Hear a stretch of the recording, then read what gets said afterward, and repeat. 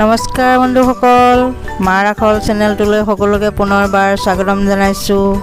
আজি মই আপোনালোকলৈ লৈ আহিছোঁ তিয়ঁহৰ এটা খাৰ ৰেচিপি। ভিডিঅ'টো শেষলৈকে চাই থাকিব আৰু শেষত কেনেকুৱা পালে জনাব নাপাহৰিব। তেন্তে বলক ভিডিঅ'টো আৰম্ভ কৰোঁ।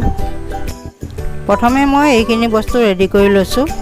কেইটামান মচুৰ দাইল অলপ তিয়াই থৈ ধুই লৈছোঁ।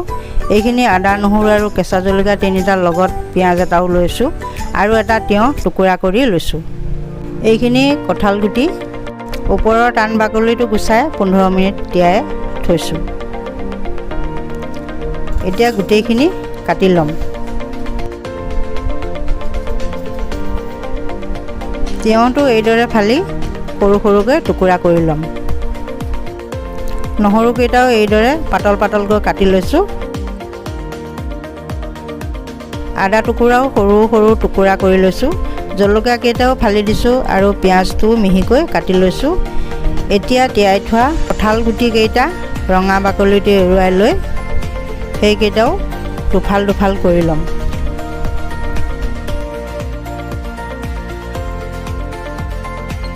আপোনালোকেও এনেদৰে কাটি ল'ব। গোটেইখিনি কাটা হৈ গ'ল। এতিয়া এটা কেৰাহী গৰম কৰি লৈছোঁ আৰু ইয়াত এতিয়া আমি চুকা কলাখাৰ ডাঙৰ চামুচে 2 চামুচ দি দিম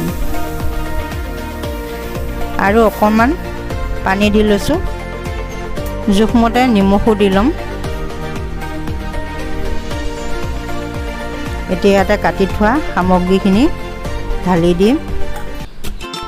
মচুৰখিনিও দি দিম আৰু এতিয়া এইখিনি তল যোৱাকৈ পানী দিম। বেছি পানী দিব নালাগে, খালি তল গ'লেই হ'ল। সিজাৰ পিছত জোখমতে পানী দিলেই হ'ল। গোটেইখিনি মিলাই দি ঢাকি দিম। এয়া 5 মিনিটমানৰ পাছত ঢাকোন দাঙি অলপ লৰাই কাষত লাগি থকাখিনি এৰুৱাই দি আকৌ ঢাকি দিম। এতিয়া আৰু 5 মিনিটৰ পাছত ঢাকোন দাঙি চাইছোঁ। এইখিনি সিজি গৈছেই, গতিকে ইয়াত হাতা মাৰি ভাঙি দিম। এইদৰে দিছোঁ, চাওক গোটেইখিনি অলপ ডাঠ হৈ গ'ল। এতিয়া ইয়াতে খোৱাৰ জোখত পানী দি উতলিবলৈ অলপ লৰাই উতলিবলৈ ঢাকি দিম আৰু 5 মিনিট উতলাৰ পাছত এয়া আমাৰ তিয়ঁহৰ কঁঠাল গুটি দিয়া খাৰ তৰকাৰী খাবলৈ প্ৰস্তুত হৈ গ'ল। ইয়াক বেছি পনীয়া কৰিব নালাগে, নহ'লে বেয়া লাগিব। এয়া চাওক মোৰ তিয়ঁহৰ খাৰ তৰকাৰী খাবলৈ ৰেডি হৈ গ'ল।